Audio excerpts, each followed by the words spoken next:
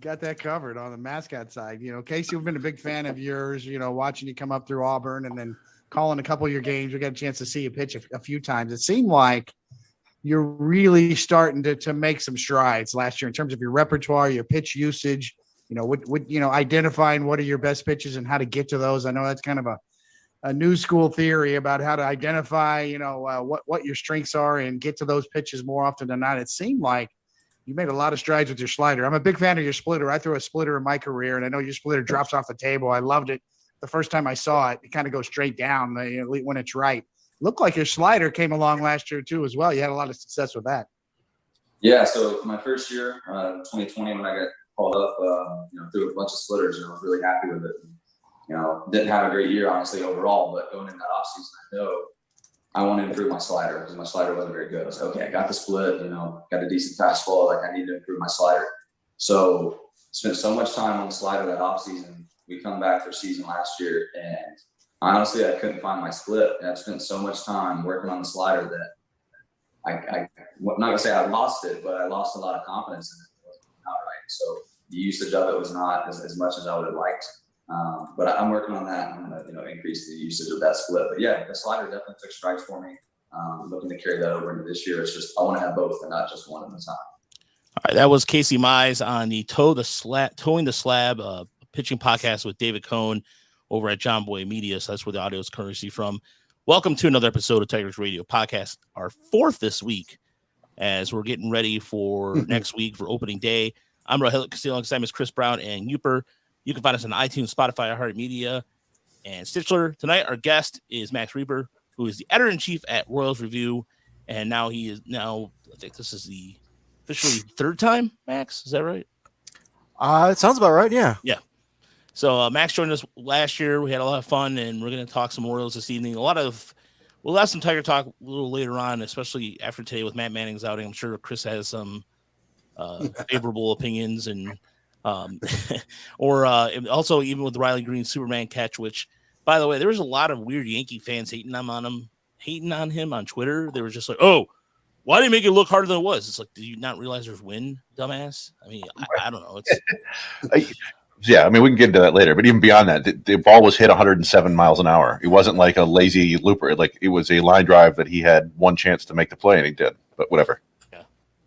Hate on. Yeah. There's a lot of that, but there's one thing that I cannot hate on right now, and is what Max has possession of, which is probably one of the most talented shortstops we've seen, and Bobby Witt Jr. And I remember last year we had this conversation where he was hitting these majestic bombs, and we all knew he was going back down to the minors, but certainly not the case this time, right?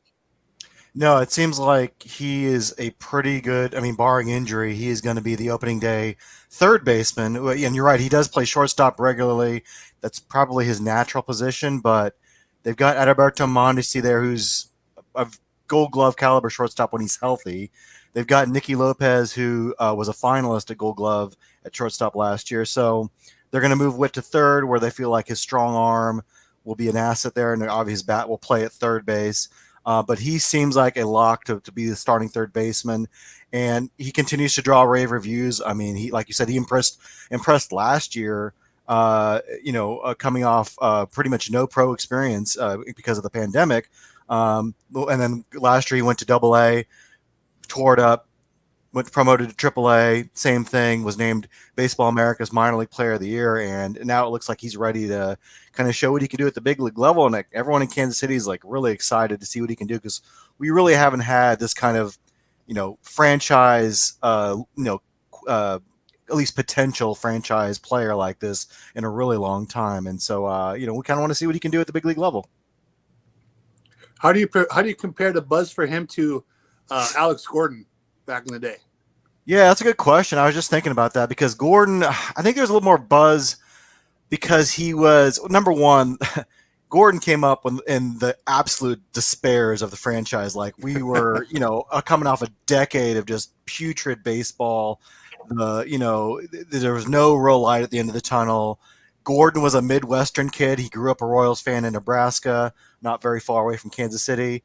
And so I think, we have a lot of Nebraska Cornhusker fans in our fan base. So I think there was a lot of excitement just for that.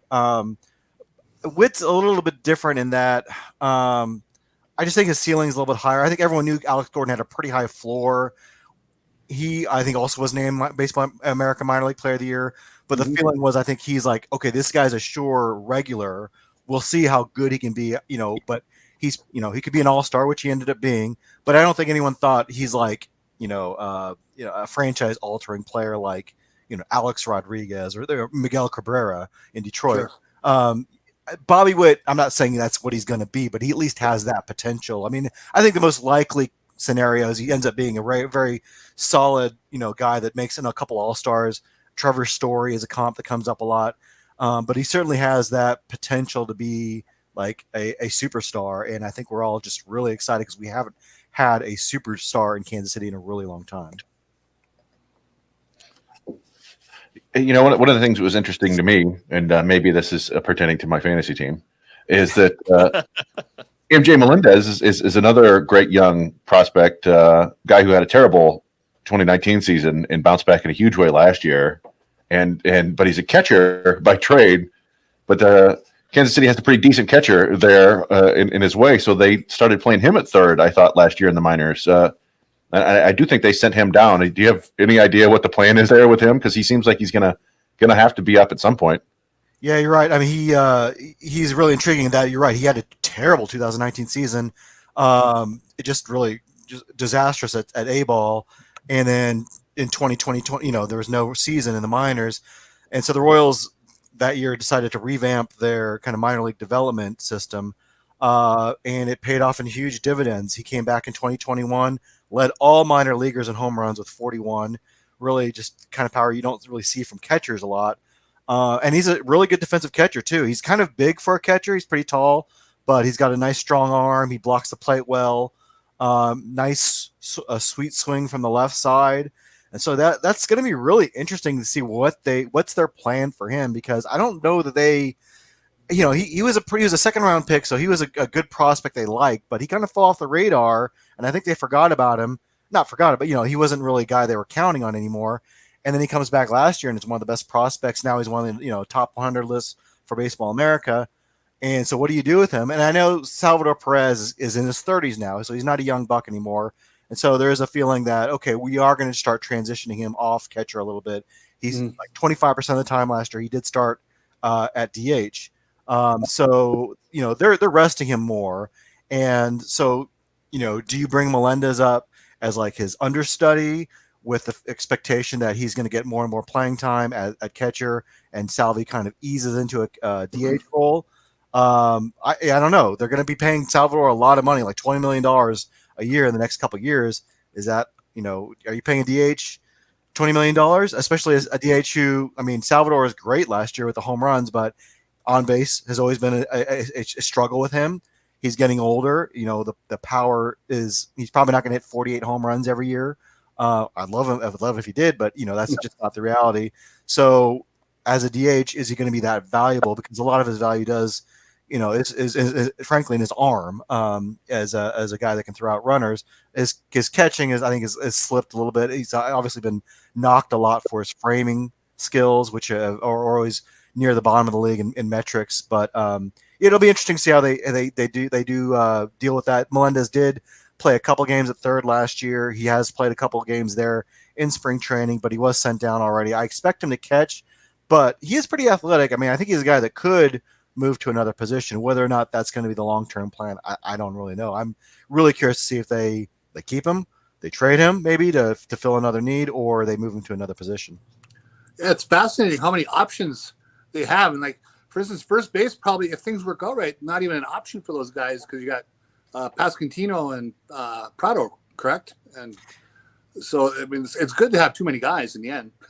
Yeah, it's a nice problem to have. It's much better than a couple years ago when we really had nobody in the upper minors to fill needs. And you're right. Right now they have Nick Prado was a former first round pick, another guy who had a disastrous 2019. Came back with their revamped minor league development system and just tore it up last year. Was one of the best hitters in AA. Came up to AAA and really didn't lose a beat.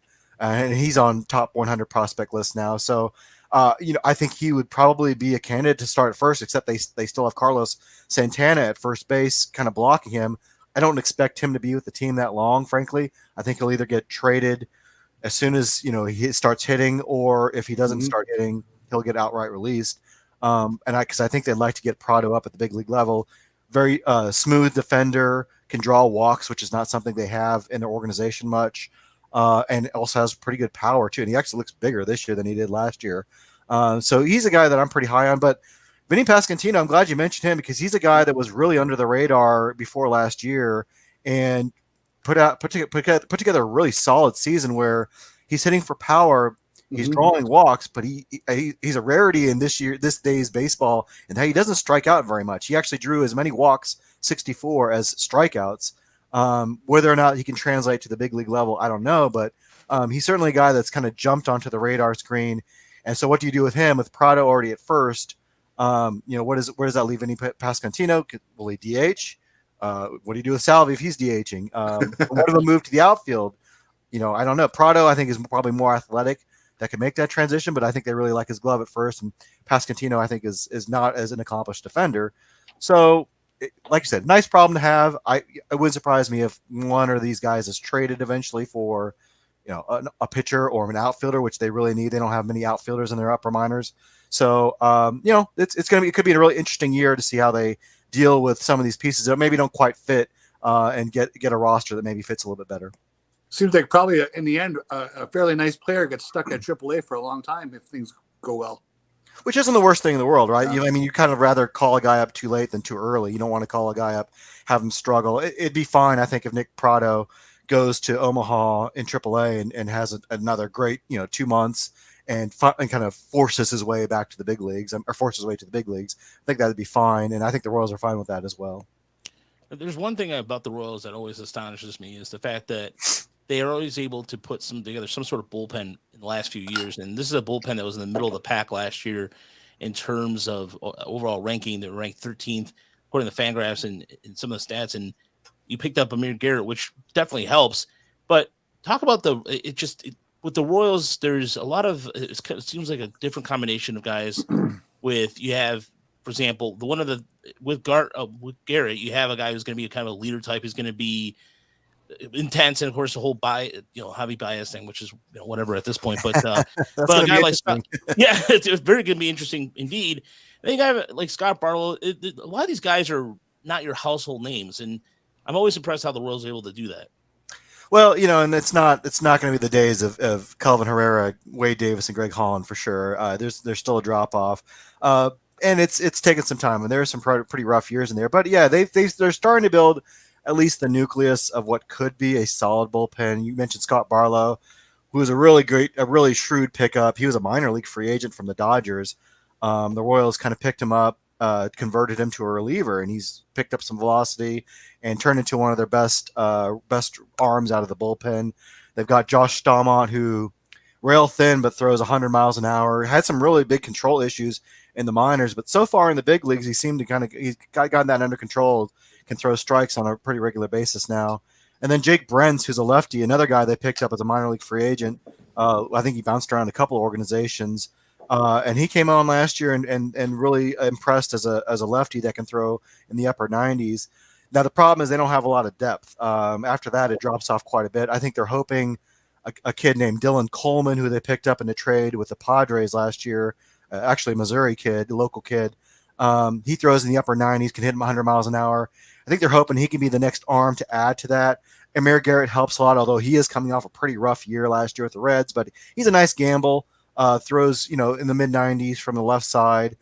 You're right. He's a kind of a leader, very intense on the mound, as you guys know. He's got a history with Javier Baez, which will be interesting to watch, but they're collecting some arms that can throw hard. Of course, that's the name of the game right now in baseball, is like velocity, velocity, velocity, especially out of the bullpen. So they're picking up guys that can throw hard. Whether or not they can translate that into results, we'll have to see. But there's a collection of arms that are interesting there. It's just they're going to have to still build up some depth, and I think a lot of that's going to come from the minors. They have a lot of starting pitching that they've been amassing over the years. Some of those starting pitchers aren't going to cut it, and like Wade Davis, we saw with him, he was terrible as a Royal starter, one of the worst starting pitchers in franchise history. but they move him to the bullpen, and what happens? He's one of the best relievers for 3 years in a row in all of baseball. So maybe, a guy like Jackson Kowar, who really struggled in his big league debut last year, good prospect, but didn't make the transition very well at all. And I don't think the book's closed on him as a starter, but if it doesn't pan out in the rotation, maybe he goes to the bullpen and has more success. Or maybe a guy like Daniel Lynch, who is trying to work on a third pitch, or Brady Singer, who hasn't really developed a third pitch at the big league level. Maybe he ultimately goes to the bullpen. So they're going to have some options, I think, but they're still kind of figuring it out. I think with a lot of rebuilds, and you guys know that in Detroit, with rebuild, you kind of cycle a lot of guys in there, throw a lot of spaghetti at the wall, see what sticks, and hopefully you get enough quality arms that by the time you're a contender and have a good team, a couple of those relievers can be quality relievers for you, and maybe you round out the bullpen with some free agent pickups. As far as even the starting rotation, and that was something that we were talking about, the difference with the Tigers and the Royals in the sense, similarities in terms of building through the draft. And a lot of the projections have them based in the 4.3, 4.2 ERA range. But as far as undefined ace outside of Zach Greinke, is there one there that will kind of be a good second in the ace in the wings, if you will?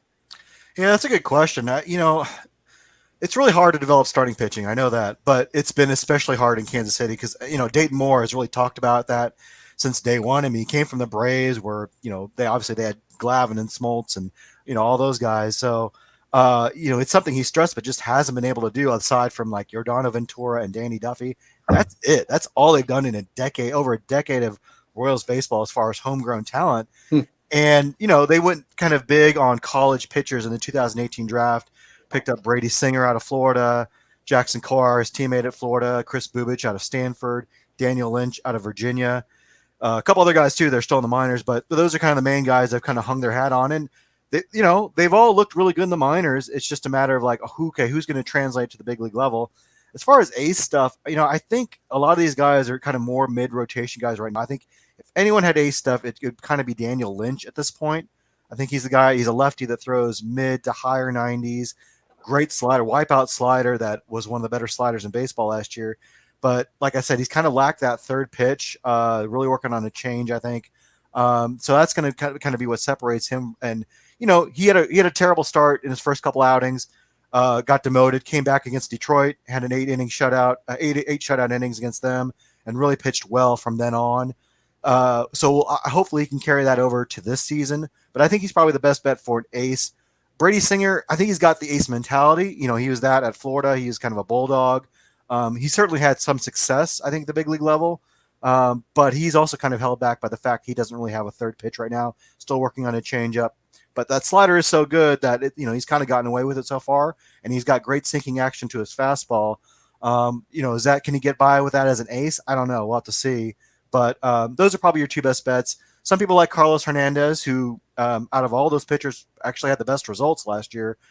He's not a guy that was on a lot of prospect lists, but he throws upper 90s and just really showed a lot of good poise and actually, like a guy that had been there before, even though he didn't really have a lot of experience above like AA or above A ball, really. He really made a big jump. So he really impressed, I think, by the eye test. Now he didn't have a lot of big strikeout numbers, and he had a really low batting average on balls in play.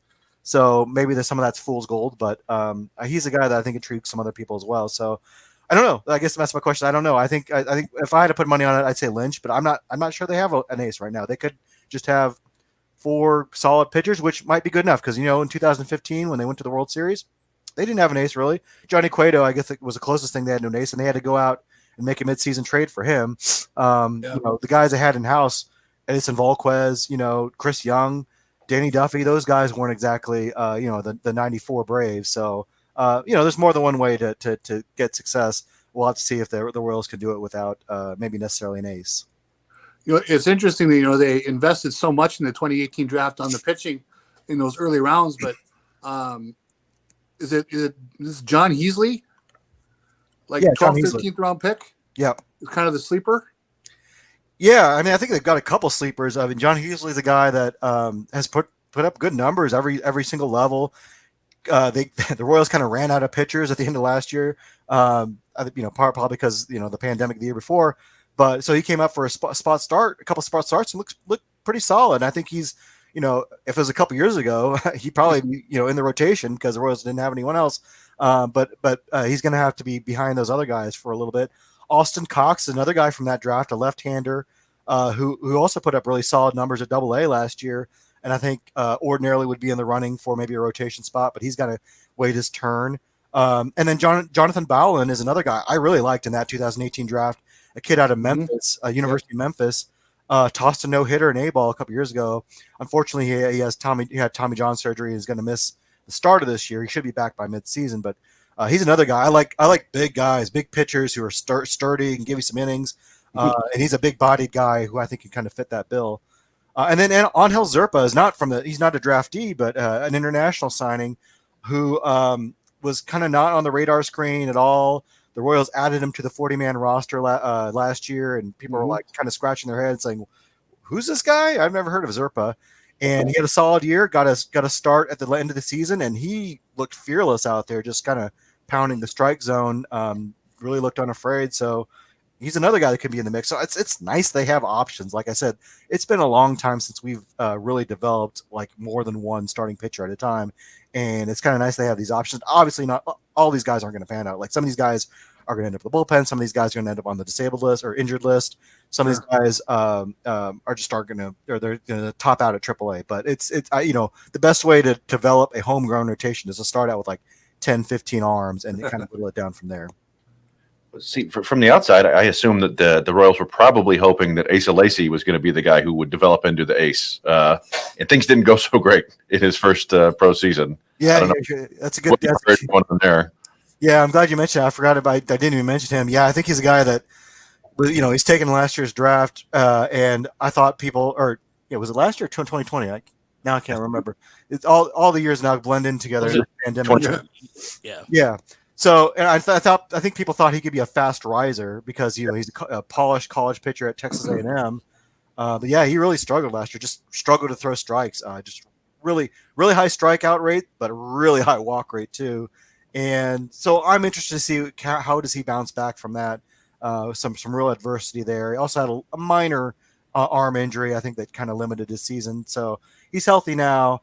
We'll see how he bounces back. But the good thing is they don't have to rush him, right? They've got options that can kind of let him take his time, probably be in high A ball to start the year, maybe moves up quickly if he can, show that he throws strikes. But yeah, when you draft high and he was a top 5 pick, I think you expect those guys to kind of go, have that high upside like an ace.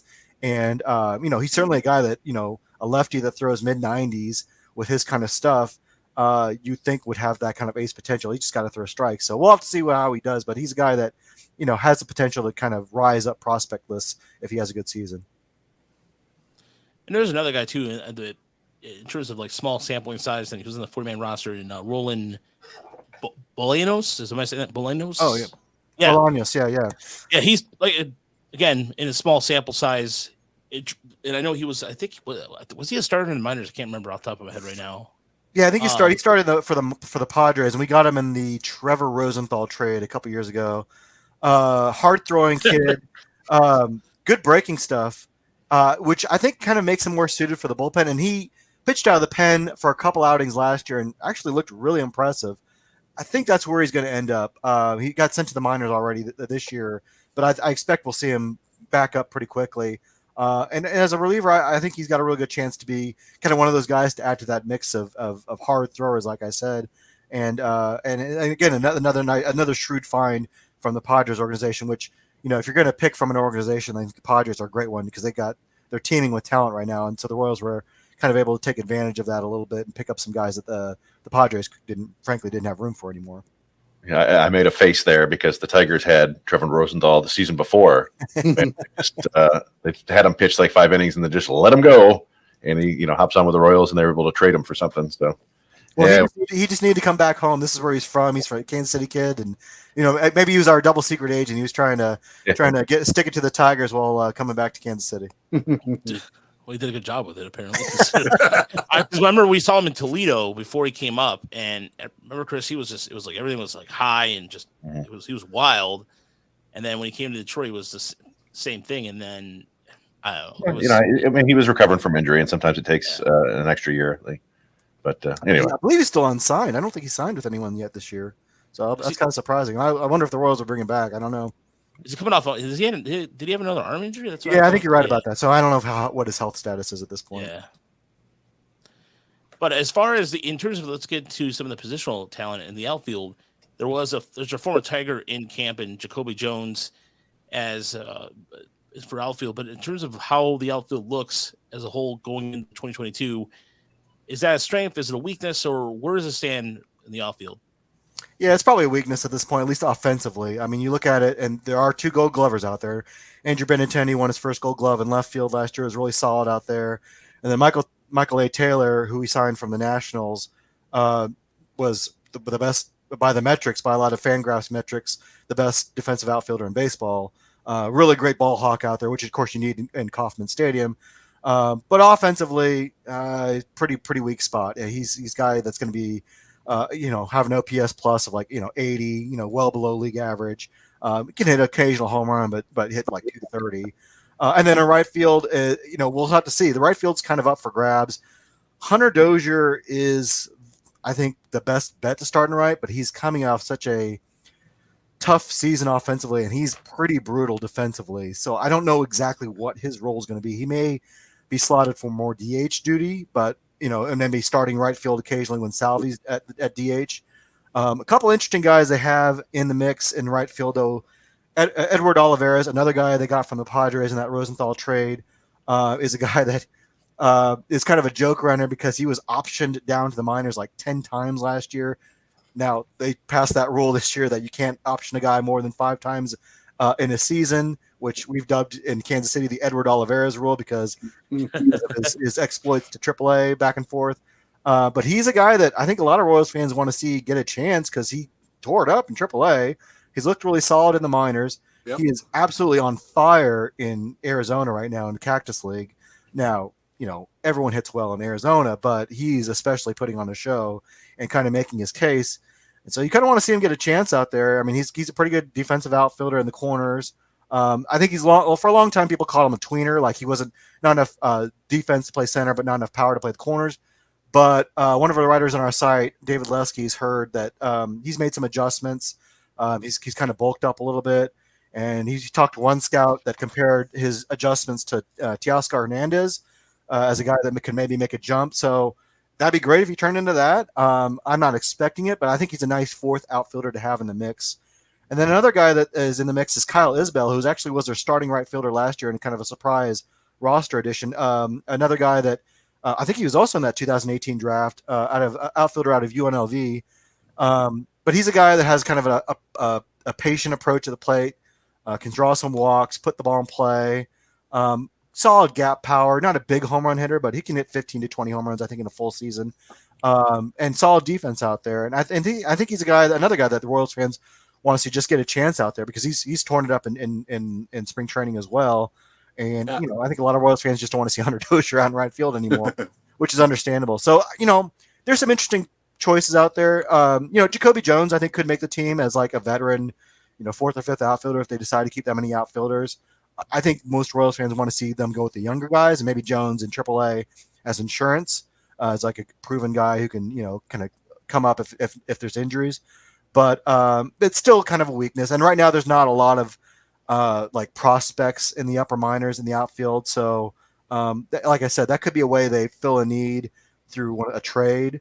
But for now, they do at least have 3 starters they can kind of go with to start the season. The Storm Chasers offense was so good last year. I made sure to catch them a couple times when they came over here to Des Moines. And so I saw Oliveiras and Isabel. And I think there's between the two of them, we might have one player there for sure. Isabel, Tiger fans, who he reminded me of is Andy Dirks a little bit. I just thought there was some similarity in the game, the body type, the whole thing. And Oliveiras, I saw him hit a couple balls really hard. I could see giving him more and more chances just to see what happens, especially in a year where you're probably still not looking at the World Series.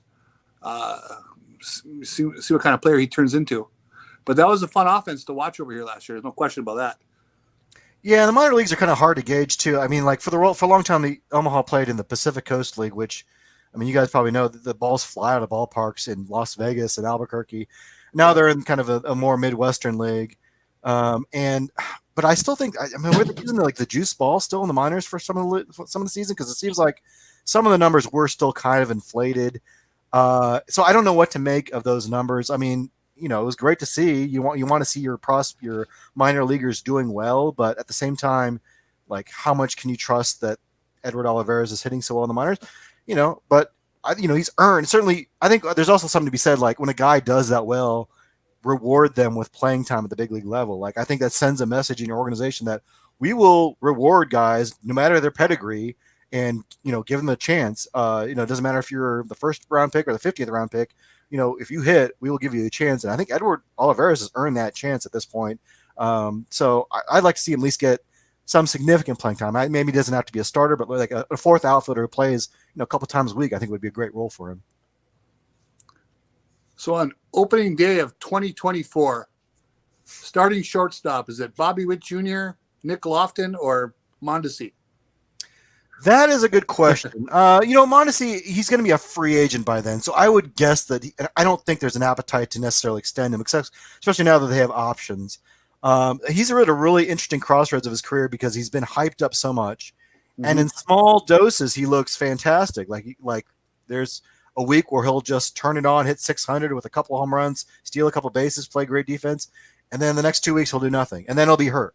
Then the next week, they're not playing Detroit. So, he's 2 years away from free agency. So if he really wants to land a decent multi-year deal, he's going to have to put up a season one of these years. And so otherwise he's going to be like a 1 year deal kind of guy who some team hopes he can finally put it together. So he's at an interesting crossroads. So I would not bet it's him. Okay. Lofton is interesting. He's a guy that I've liked from the 2020 draft. I think they're kind of transitioning him to the outfield. I think partly because they don't have a lot of outfielders, and that may be the quickest path for him to get to the big leagues, and because they have so much middle infield depth. But he's kind of a utility guy. He's athletic enough to play a lot of different positions. Maybe he fills that role, kind of the Whit Merrifield role of a couple years ago, where he kind of plays wherever they ask him to. And he's developing some decent power now. I think we saw him as more of a gap hitter when he first was drafted, and I think that's starting to change a little bit. So, hopefully he can hit enough to play the outfield. But I like his versatility. So, I think your best bet is probably Bobby Witt Jr. at short again. Nicky Lopez is a candidate to stay at short just because he has been so good defensively. But I think long term, second base is probably better for him just because his arm I don't think can compare to Bobby Witt Jr.'s. But we'll see. I think Witt has the chops to play short.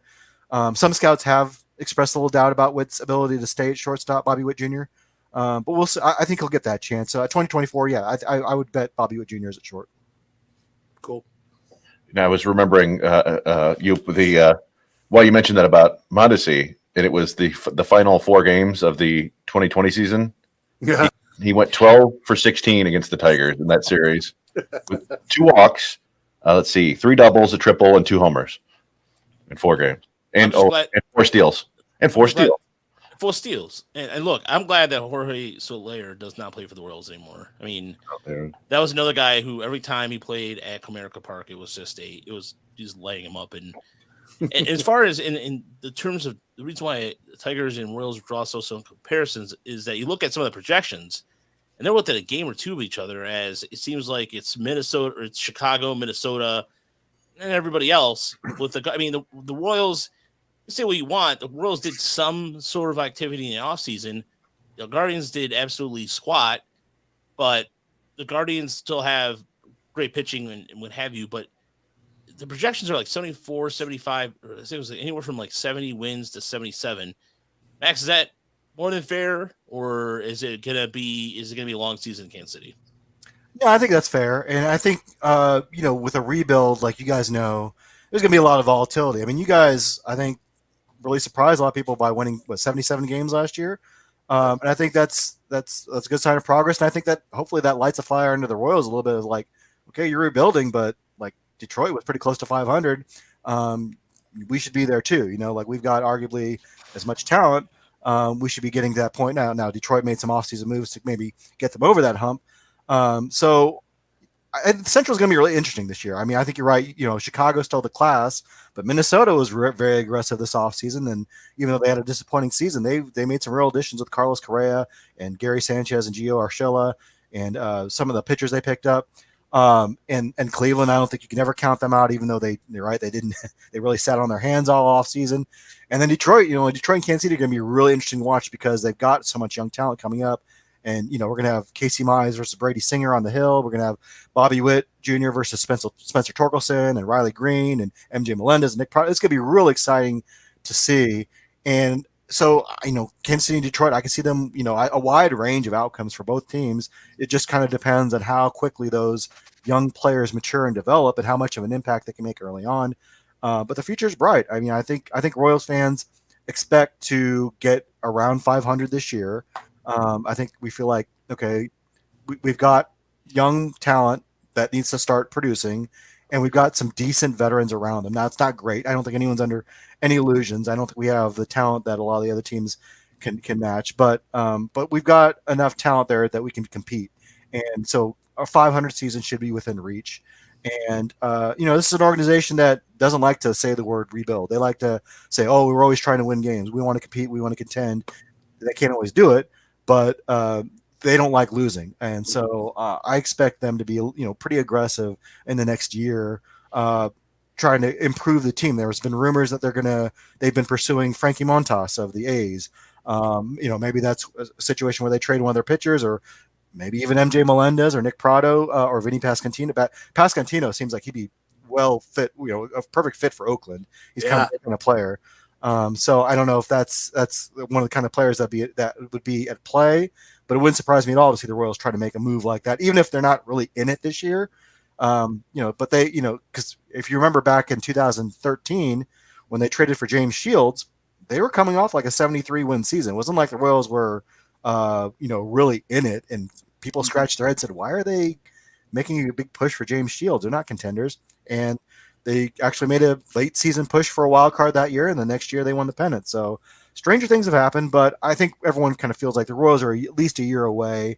But I would expect to see them start making moves towards getting back to winning baseball. Especially the fact that Montez would be out of the White Sox, the Tigers. I mean, the Tigers have been rumored for either starter him or Sean Manaea. But so that would, for strategic purposes, I think that would pay off for Kansas City. And the last one of the last things I want to ask you before you get out of here is the possibility of a new stadium. I read on your site about, and Kauffman. I still haven't been to Kauffman yet. I've heard nothing but great things. I have a former intern who lived in Kansas City. She's a big Royals fan. She's gone on and on about it, and I've known everybody else that has. But as far as how a new stadium would look, it's because it's in. I know that Kauffman's kind of in the middle of nowhere. He's got the Chief Stadium, and that's really about it. So would this be more towards where all the commerce is, or how would that exactly work? Yeah, so it's a really polarizing discussion here in Kansas City. But we have a new owner, John Sherman. He's a Kansas City, and he purchased the team in 2020 from David Glass, and he's been a pretty committed downtown booster for many years. So as soon as he bought the team, the speculation started. Okay, are the Royals going to look at downtown? They looked downtown in 2005 before they renovated the stadium. Ultimately, decided to stay where they were. But now I think the calculus has changed a little bit. Downtown Kansas City has kind of been built up a little bit. It's been revitalized. I think John Sherman has talked a lot about getting the most out of the investment for Kansas City. So, investing more money in Kauffman Stadium when there's nothing really around it. It's not, there's like I said, it's kind of in the middle of nowhere. Does that make sense, or does it make more sense to build a stadium near downtown, have some offshoot development? And you've seen with all these other stadiums, the real estate around the stadium is where the big money's at. That's what the A's are trying to do in Oakland. That's what the Cowboys did in Dallas with Jerry World Stadium. You really want to build those like hotels and restaurants and bars and possibly casinos if they ever legalize that in Missouri. Cough District, Detroit. Yeah. So, that's kind of the thinking. Now, Kauffman Stadium, it's a beautiful stadium. It's consistently gets high marks from out of towners and people who live here for its beauty. The renovations look great. Yep. This is more kind of a long-term discussion. So the lease on Kauffman Stadium expires after 2030. So we still got 8 years at least of Kauffman Stadium. But what are we going to do after that? Are they going to extend the lease and renovate the stadium at that point, or are they going to look at a new stadium downtown? And I mean, all signs point to them going downtown. The Chiefs are kind of in the same boat. The stadiums both built at the same time, both renovated at the same time. I think they'd like to have what Jerry Jones has in Dallas, where you have a entertainment complex and a pavilion and hotels and all that, and build it where Kauffman Stadium is right now. And there was an interesting comment the club president made this week saying that, we've actually been approached by developers in the state of Kansas. Now the Royals and Chiefs play in Missouri, Kansas just over the state line, part of the metropolitan area, but they can play the two states off each other a little bit. So that's kind of interesting. That's kind of why we brought up the downtown discussion again, is because John Sherman made some comments earlier this month about how they're looking at the issue and they're going to study it, but I don't think they would go this far down the road and be this public about it if they weren't pretty seriously, strongly considering, if not already made the decision, and we're just looking at sites at this point. Now, they have to get a public vote on funding. That's going to be a challenge. I know the Missouri legislature isn't keen on giving money to cities right now, so or maybe like a sales tax like they did to renovate the stadiums, where it's the county of Jackson County where Kansas City is located. That could be a hard sell because you got a lot of suburban Jackson Countyans who maybe don't want to pay for a new stadium downtown.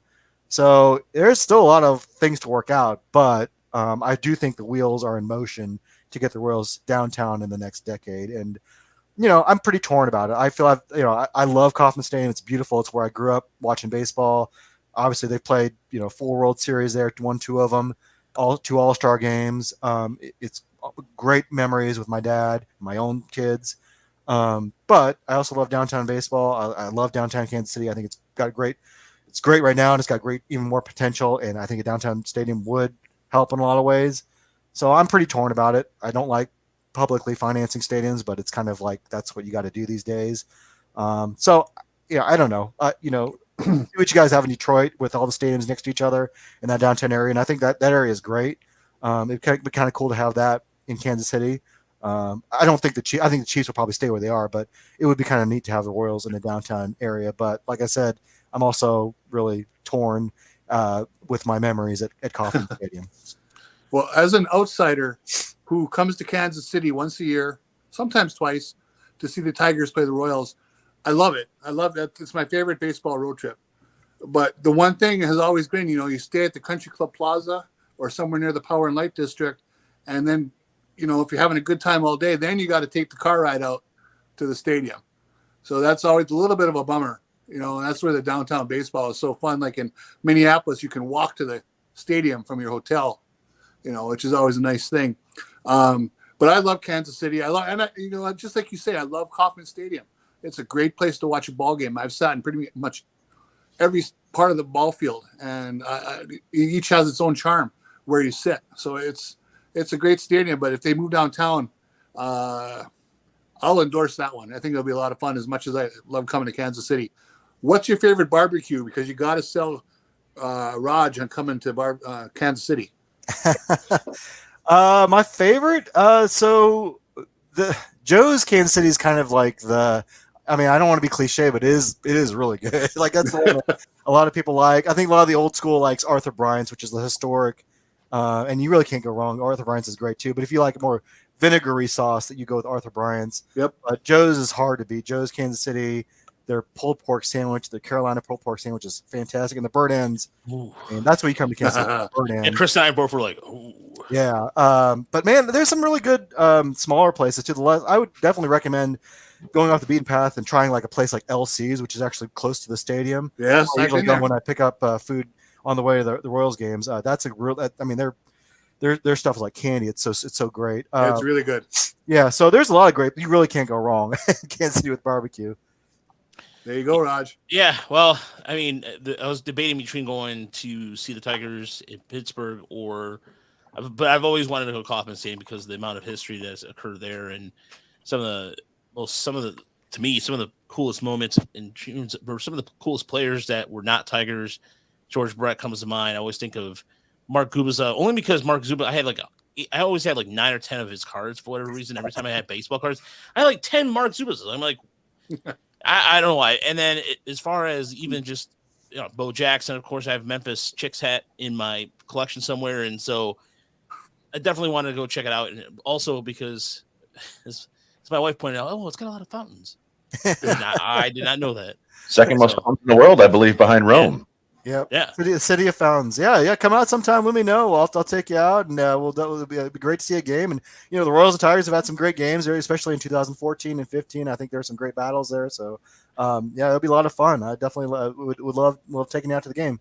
That'd be awesome. And as soon as we can figure out the schedule. But before we get out of Max, what do you have coming up, article wise or podcast wise? What do you want to go ahead and let you pimp out your stuff? Well, we're just getting ready for the season. I'm putting out some couple. I'm trying to do a central division team by team kind of previews. I guess I don't know. The Tigers are coming up next, so I'm excited to see what people have to say about the Tigers. We're getting ready for opening day and the roster battles that are going to come out. The bullpen, like I said, there's not a lot of depth there, so I think there's a lot of open spots up for grabs that guys could take. So we're definitely going to be doing that. And then just kind of like the big picture for the season, I think there's going to be a lot of excitement for Bobby Witt Jr. So we want to really, get to know this kid. What can he do? What are the expectations?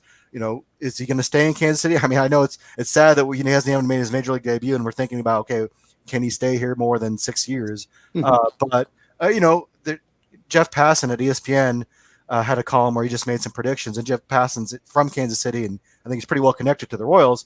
And he kind of hinted that, a long-term contract with Bobby Witt Jr. is now the question. So it'd be really interesting to see, like, if that were to happen. So kind of working on that and just getting ready for the season, man. I'm pumped for baseball after 3 months of a lockout that was stupid. I'm glad to have baseball transactions and baseball things happening. And I got my opening day tickets. I'm ready to go see a live game. And I'm really excited to have like a normal baseball season finally. Yeah, I'm stoked too. Amen. I was going to say, by the way, we're one of our guys on YouTube, Hen Lights there. Good to see you, Hen. We did have one question. We did. Okay. But it's a 2-part question. One, I think, would be just answered by Max. It said, "Are Kansas City fans naming their kids Wit or Wit?" It's gonna be really, it's gonna be a lot of confusion when they have their games. Which Wit are you talking about? Actually, it's funny you mentioned that because my best friend's sister had a kid recently, and his name is Wit. Actually, another one of my friends, he named his kid Wit as well. So popular name in Kansas City, maybe about to be a lot more popular. There you go. Yeah, I was supposed to say, was there a lot of Bretts or BRTT or BRET? Brett Saberhagen. Yeah, I do remember a few growing up. So I don't know. I don't know if that Brett Saberhagen and George Brett inspired that or not. But and I haven't seen a whole lot of like Salvador's yet in Kansas City, but maybe we'll see that in the next couple of years too. Nice. Or some Alex's Gordon's or Probably some kids with the first name Mahomes, right? Oh yeah, that's for sure. Yeah. Oh man, Partial. Max, thanks so much for joining us. We really appreciate it. And we'll plug the website, royalsreview.com. SB Nation site does a really good job with the Royal Ramblings, and again, really talented crew over there. And we appreciate your time this evening. Well, thank you so much. I always love talking baseball to you guys. You guys know your stuff, and I look forward to seeing the Royals and Tigers. I think, like I said, I think it's going to be a really interesting series this year with a lot of young talent to keep your eye on. Sure. And like I said, Max, I'll definitely keep you posted. I think just got to figure out the whole logistics of the road trip, but hopefully we'll see you in Kansas City in a couple months. Sure, just let me know. All right, sounds good. Thanks, Max. Thank you, guys. Appreciate it. Yeah. All right. So, end the podcast. First and foremost, I don't know if you guys want to recap what happened today, but well, we can. I don't know. I did all my segments and everything. We definitely could do that. So, without further ado, what's up? Yeah, go ahead. Oh, I was going to say, without further ado, It's time for Rogelio and Chris to go inside the numbers. It's been a while. Yeah. Still having that. Yeah. I still have yours too. I gotta fire that, man. Which was my inside? My inside the no, that was the inappropriate one. Oh, that's right. I forgot about that. Oh baby. Oh man. So Chris, what is your inside? We did get a question in there too. That's a good question. Well, actually, I'm actually gonna touch on that briefly a little bit later. Okay. All right. So hence we'll get to that question shortly. Yeah, because I have a pretty good take about that. Or not. Well, I have a take about it. Either way. All right. Who wants to go first? Uper or Chris for the inside numbers? I just got a real quick one. Okay. My numbers are 1 and 2. Mm-hmm. What's that? 2018 Rule 5 draft. First pick, Vic Reyes. Royals come with, and we didn't get to this until Max left, but that's okay. Royals in with Brad Keller. Yeah. Still, both of them in their organizations. And that's actually pretty impressive, when you consider what the Rule 5 draft is. Now, I think Keller got off to that great start, kind of tailed off, and now he's more of just kind of hanging on as an arm. But still, he's been a pretty valuable Rule 5 pick. And then this was an opportunity for me to, talk about my man Vic. Still hanging in there. 28-man roster. Still has a chance for April. The man is Rasputin. He keeps coming back. So that was a pretty interesting Rule 5 draft for those two teams. Yeah, I think I don't know. Every time you feel like Victor Reyes is on the way out, he does something in a game. You go, well, yeah, maybe, and then Derek Hill pulls up with a hamstring cramp, and here we go. That's right. My inside the number are 29 and 25. And that would be the plate appearances this spring for one Spencer Torkelson, the 29, and Riley Green, 25. Those are the most and third most by any Tigers players this spring, which I think tells us something that we all want to know or all hope to hear. But I don't think if they weren't coming up, I don't think they'd be playing quite this much. And Torkelson's slash line is 292, 379, 458, which is solid. It's pretty darn good. We're expecting outrageous numbers for him, but an 837 OPS is just fine. And he's been holding his own. He's been having good solid plate appearances. And then meanwhile, Riley Green is slashing a ridiculous 400, 480, 950 for 1430 OPS. They're making the team.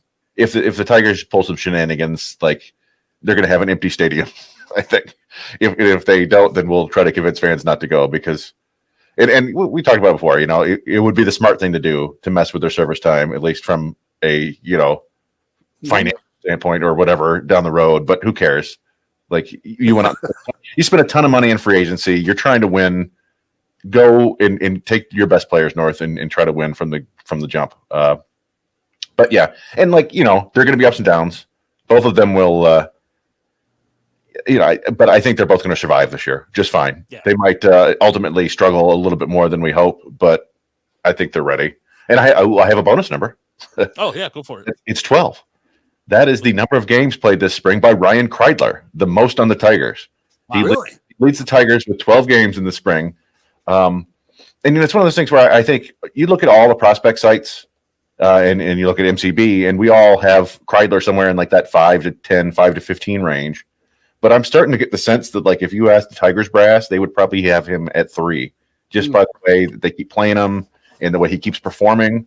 I don't know. I mean, he's been really impressive this spring. I don't know. They're going to have to find a spot for him at some point. The one thing I was going to say, and the reason I had my mouth agape is because I've really been thinking about for the MCB top 25 or top 20 rather, that revision we're talking about doing before the start of the season. Because if Riley Green and Spencer Torkelson are going to be graduating, I put Ryan Kreidler as number 1.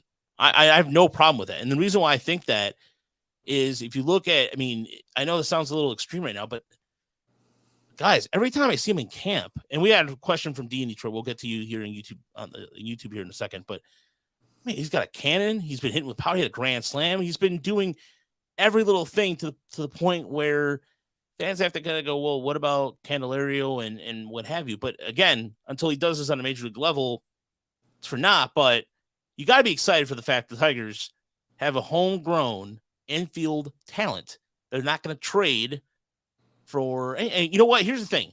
here's my theory, my conspiracy theory. Okay, I think Oakland may have asked for Kreidler, and no, I think that's what it was, and I really believe that because somewhere I bet you Ryan Garco was like, nah, no, or just somebody in the Tigers brass said no, and he's from that area, which would have made perfect sense, but at the same time, I don't think the Tigers wanted to risk that, and rightfully so. I mean, what was that play you posted out there early or yesterday, Chris, with play from third where he's just like, just a cannon, just a. He made 3 really strong plays at third base yesterday, and it's that's funny. I remember there was a game last year in the minors where he pulled the same thing against the Cubs, the Iowa Cubs, and the opposing announcers had the exact same reaction, like, "Good Lord, this guy is good." They couldn't believe it. So it's I don't know. He's a very good defender at both shortstop and third base, and he hits a little, and he's got some power, and there's a lot of value in a player like that, and hopefully they can figure out a way to make it work. He made a play at a game I was at last year at shortstop where he was ranging to his left and got that ball. His weight is going into the center field away from first base, and he threw a strike that was – small sample, one play, big deal. But, man, that had to be a play not every shortstop can make. It really was something to see, especially a guy his size, to stop on a dime like that, stop his momentum and gun. It was really an impressive play, in a small sample. But, Rod, I think one thing where you could put him number one and it's legit is because, once those other guys graduate, Jackson Jobe hasn't thrown a pitch with anger yet. Madden hasn't. Just think about it. They haven't even played. So you want to put some guy who's played in there, that's probably the way to go. Yeah. And that's my logic behind it. And speaking of Ty Madden, those are my inside numbers, number 6 and 9. Nice. As they are the number 6 and 9 prospects on MLB's top 30 list. And they will be starting the season at West Michigan. So Chris, we have to decide now. We have to decide the next couple of days whether we go to opening. I don't know, opening day Detroit. I know I got those season tickets for opening day, but do we go up to Midland that night? I think it would be fun. It's just a matter of making it work. Logistics, yeah. I remember Keenan pulled that a couple of years ago, right? He went to Toledo and Detroit the same day when it was like 14 degrees. Yeah, that was insane. And so, I honestly, Chris, if Dylan is or even Ty Madden's throwing in Midland, we got to go. And they also had an announcement table. There's going to be there's part of the whole Copas Divites thing that's going on. So they're going to be the spicy pickles in Spanish. I don't have the name on me right now off the top of my head. Note because it means something, right? Yeah. Yeah. So real quick to get these 2 questions. In terms, I'll ask Dee's question first about let's go to Hens first. To be fair, look, O'Neal Cruz being an option is total BS. Total BS. It's just a way the Pirates already have one of the lowest payrolls in all of baseball. There's no reason to hold them back. Zero. You can't. Whatever PR crap you're gonna send me, I'm not gonna buy it. The guy made some of the swing. The guy swung from his knees, and again, I don't know who was off of against the Tigers, but guy has a tremendous power for his size, and you're gonna send him to Indy? What? And then 2 weeks later, call him up and go, "Oh, it's crazy. Work things out." Yeah. No, it's the weird thing is, they called him up at the end of last year, so right. I mean, technically, his service time has already started. You can still manipulate it to make sure that he's Super 2 or whatever. But it just the Pirates are kind of an embarrassment. And it's a bummer. Like, give something for the fans. And I don't know. I mean, he is a giant human being, and maybe he has stuff to work on. But like, he's ready. He spent some time in AAA. It's time in the big leagues. It's time to go, man. Didn't he hit a couple balls at 118 last year? He put like 5 balls in play, and one of them was like the 3rd hardest hit ball of the season. He hit 333 this spring with 2 home runs. He didn't walk and he struck out 3 times, but they didn't play him. They only played him in 5 games. So I guess this was just going to be their plan all along. Thank you, Hens. Yeah, it was off Foley. That's right. Yeah, it was a pitch that was like kind of had some tailing action towards the bottom of the strike zone. He golfed it almost, and it was the way. I mean, it was impressive. And as far as that goes, no, you're right. The Pirates are embarrassment enough to where they've been talking about trading Brian Reynolds, their only All-Star.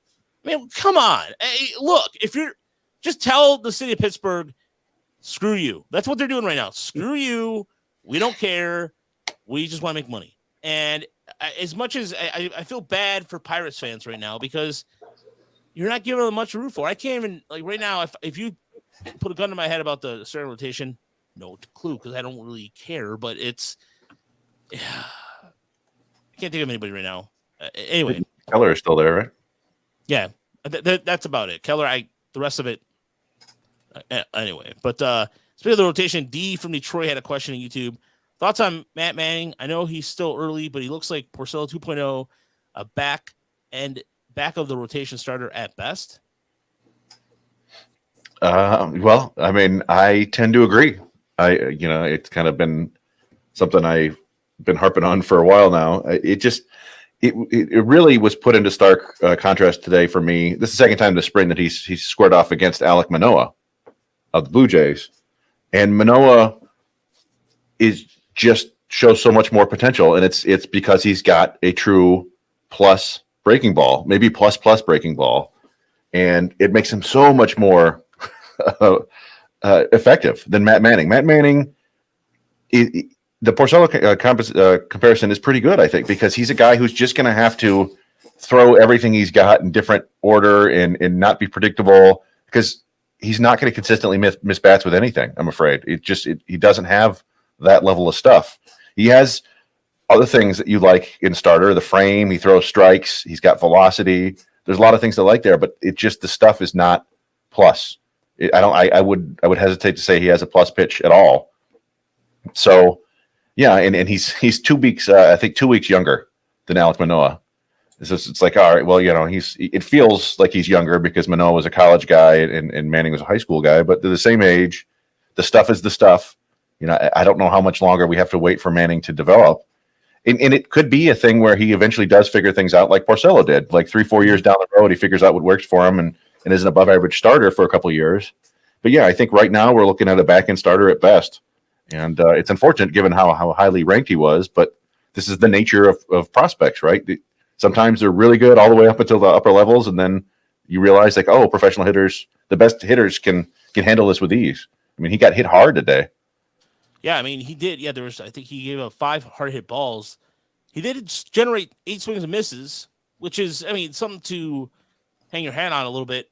But as far as Toronto, 5 hard hit balls off of him, most of anybody. The one encouraging thing I did see today was a clean. Joe Evans did walk somebody, but he looked pretty good. He had a pair of strikeouts, and he generated 4 swings and misses in just a short period of time and just a 1 inning pitched. And Alex Lang, bow to that guy. I mean, it's if those two are on, even if Jimenez just gives you what he did today with Alex Lang until Kyle Funkhauser comes back. I mean, it's just beautiful. I honestly can't. And that was good to see. And even Ronnie Garcia, who had a pair of walks today, but still, nevertheless, Garcia's been looking fine in camp. But as far as Matt Manning's concerned, there might be, I think I forgot who said it on Twitter, but I think he might get a time down in AAA in Toledo to get some stuff figured out. But who knows? Well, I don't know. Like I was looking at his pitch mix, and today he was really throwing a ton of sinkers compared to what he did last year, compared to what he did in his first 2 starts. And I get the feeling that there's just going to be like that all year long again, where he's just trying to figure things out on the fly and changing up what he throws and trying to develop pitches while he goes. Because, yeah, it just, like I said, I don't see a plus pitch there. I don't see a consistent bat misser. If he mixes things up enough, he might be able to figure it out, but that's going to take some time, I think. By the way, speaking of Kryler, I forgot to mention this. He had a ball 104 today. Yeah, double. That was hustle double, too, that I think he hit to the gap and then just beat the tag of a strong throw from center field. So, and then he walked in his next plate appearance. All right, so let's do a quick version of the good, the bad, the ugly this week. And I'm not going to do the intro because we're almost over an hour already in. So let's let's speed through this, gentlemen, in terms of the good, bad, and ugly. Rieper, what is yours? Well, mine. Well, we covered one briefly on the bad, so we'll fly through that. And the intro tonight was great with the Mize talk, because my good was all week long. I've been kind of happy after that last outing. The Casey Mize splitter looks like it's back, or at least has the potential to be back.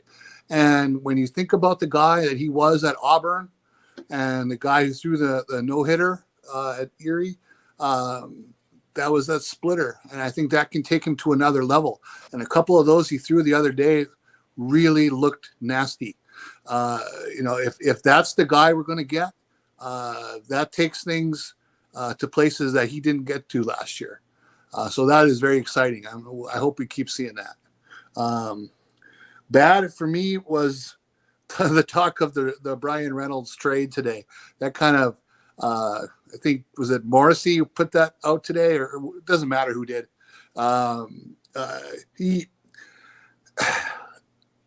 If the Tigers aren't poking around that trade, what are we doing here? Because if a guy like that could go to the Padres, okay, that's great. But how does he not make the Tigers a better player, a 4 to 6 WAR player? And again, it would hurt.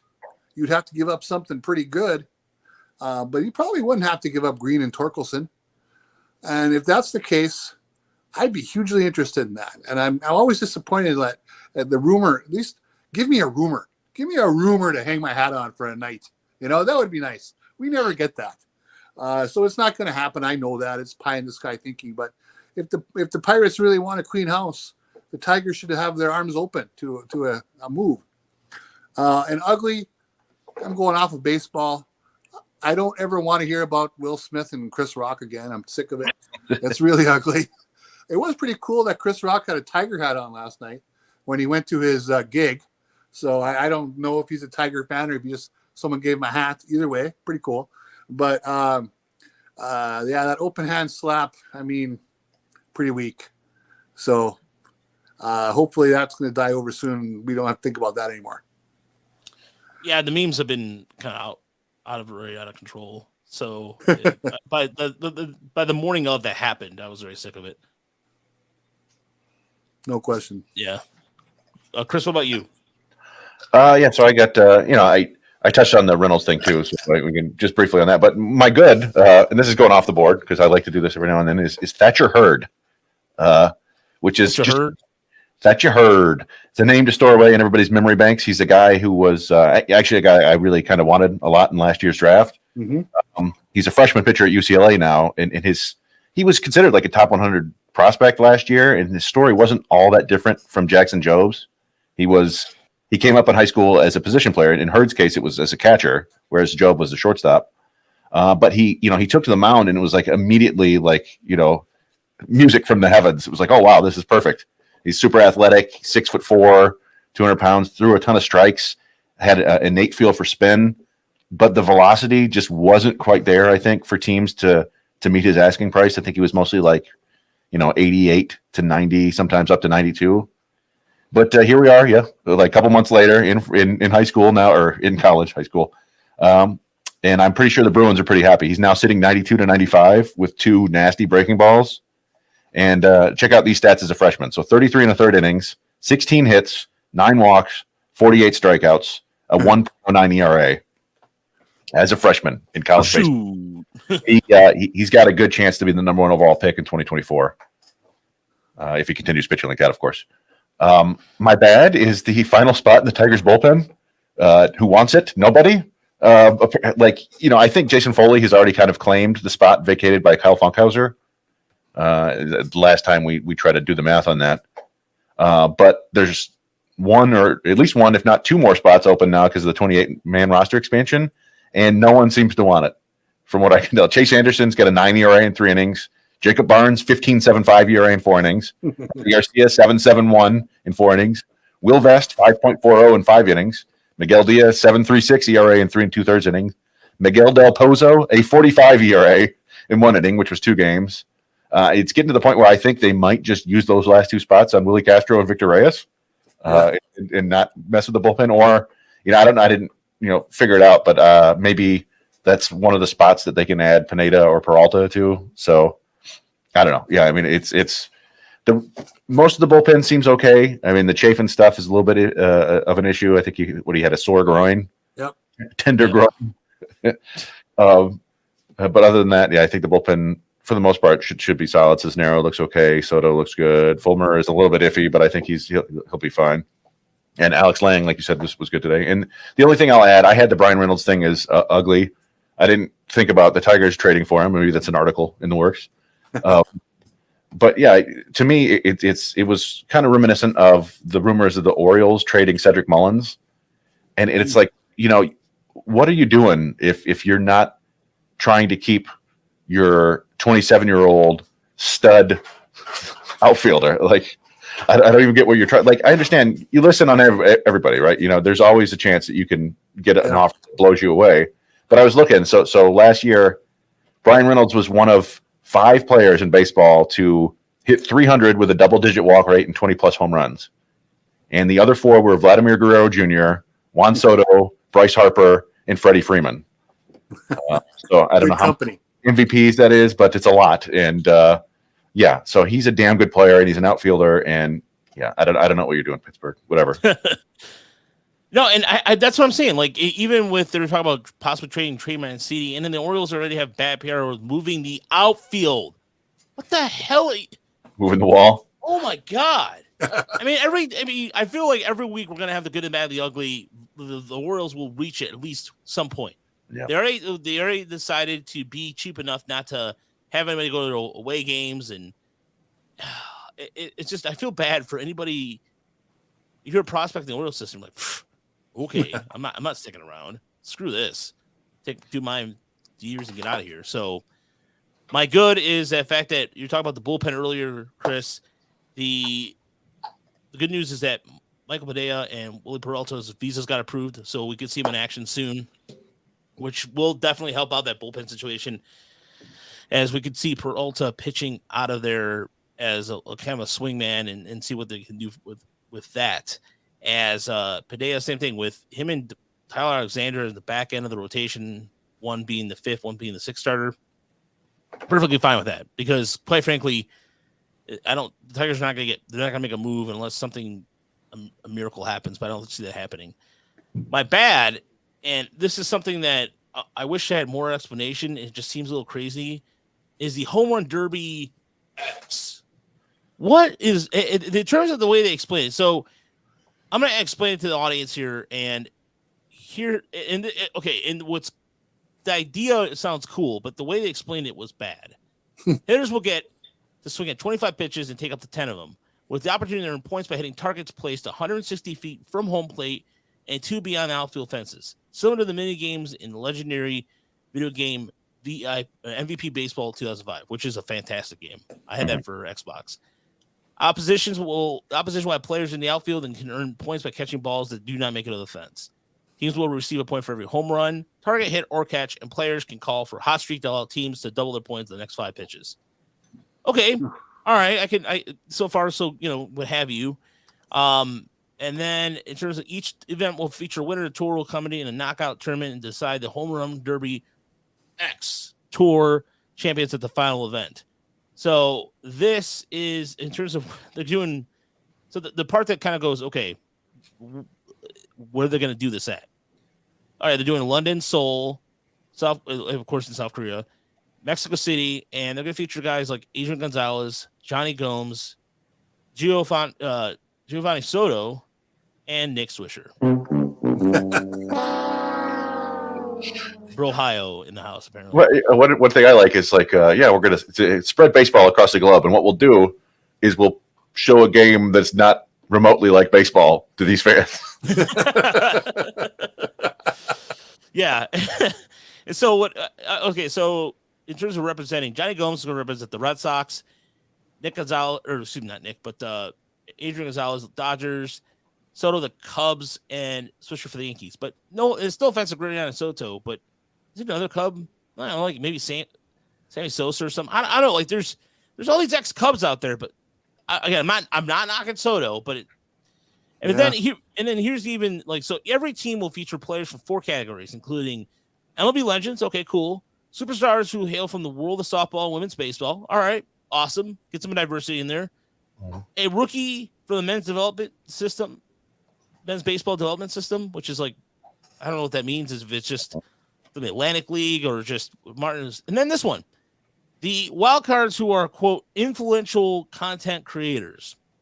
So I have a feeling that it's going to be the John Boy Medias of the world, which is fine.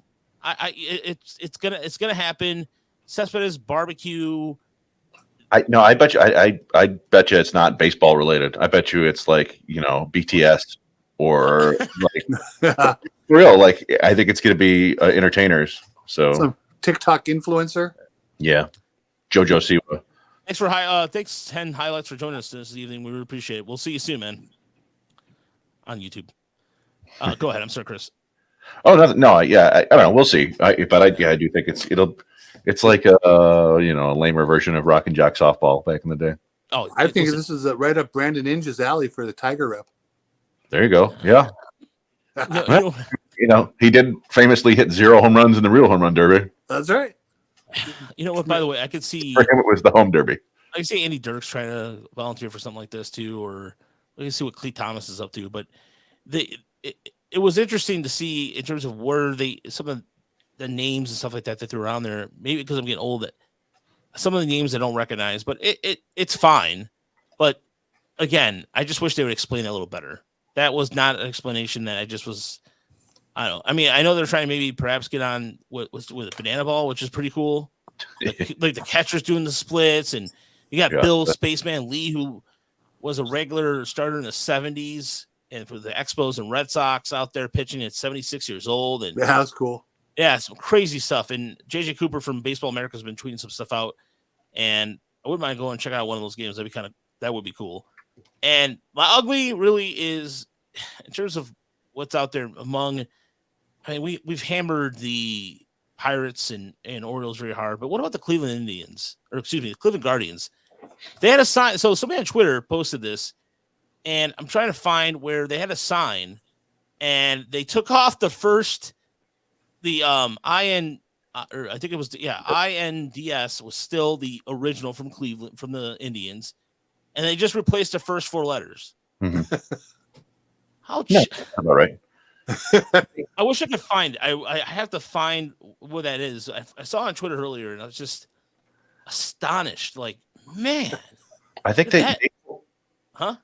Nothing. Yeah, I was going to interject that I think they only brought in like 3 free agents this year, and they were all like minor league guys. Or one of them, the one guy that was on a major league deal, I think, is Luke Maile, however you pronounce his name. And one of the other guys was Sandy DeLeon, catcher, and he left. So they brought in a backup catcher this year. That's it. And somehow they're predicted to win more games than the Tigers. I mean, but then again, I can't. I mean, they have some really good pitching. Again, I cannot stress that enough. That Cleveland with Terry Francona, as long as Terry Francona is there, Cleveland's always going to be competitive, and they're always going to be a good team to look out for. It's just so mind-boggling when you think of the revenue sharing, how much money comes in from television and all the other resources before a single pitch is thrown. It has to, it covers their payroll, and they still can't add anything or even try. It's utter embarrassment. I agree. And for a team, Cleveland's in the same kind of market size as Detroit is. That was my back stretcher. But so for Cleveland, kind of same size. I mean, they're both Rust Belt cities and what have you. That's why, and now I totally understand why Cleveland fans, even when they're being competitive, when the Browns season kicks off, it's like, okay, screw the Guardians, we're back to football, because they know full well they're not gonna.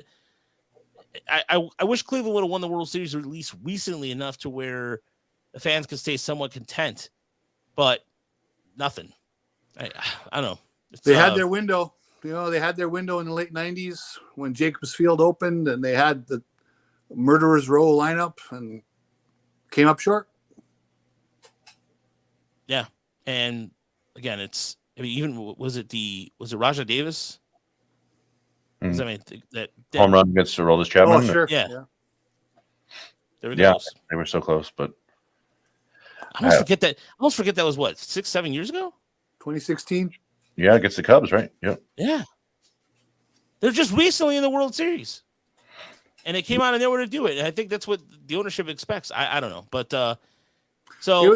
It would be good if they could force a sale to somebody with, but they're not going to do that because it's just an ownership group that's not going to invest. well, it's the same thing. A lot of people can say that about the current state of the Tigers right now with the ownership, but yeah, that's another story for another day. Well, I'm not. I think the Tigers could have pressed it. They could have pushed the envelope a little farther and gotten one more major investment. But at least they have their work that they put in November to up the payroll to at least something that's marginally acceptable. They're trying. I mean, they can certainly say that. I mean, that's a tepid endorsement to say we're trying, but at least they are. Yeah, they are. Yeah, they spent money to get better, which is something that hasn't happened in a while, and the Guardians did not do that. Yeah. If anything, the Guardians may have had a nicer Christmas party instead. I don't know what the Guardians really did. Is it bring your own? Yeah. Yeah, but you bring your own as in, okay, you can't spend more than $25 per dish. It has to be, and it has to come from the Meyer side section. So their potato salad or what have you. So it's on the Kroger brand. They're out of Cincinnati. So mention just a bunch of that stuff. But anyway, on that note, thank you so much for listening to the Tigers Radio podcast. We are not going to do any bonus shows this weekend. We are going to rest and recuperate as Tuesday, Jake Bose will be out for opening day down in Toledo. I might be making that too. I'm not sure yet at this point. But next Thursday is the final show before the opening day. And I think during the season, we go very light guests. So all the guests and stuff like that, we're going back on a regular show format. So we'll be recapping all the Tigers action and there's some certain things that are in the works. Again, I said that last year, but this time might have more steam. I don't know yet. We'll see what happens. I've talked to Chris about this. I talked to Rieper about this at some point, but at this point, I don't know. I have no idea what's going to happen here next week. So there might be an announcement. I don't know. I'll let you know for sure. But on that note, thank you so much for listening. We'll see you next week. Have a good week, everybody.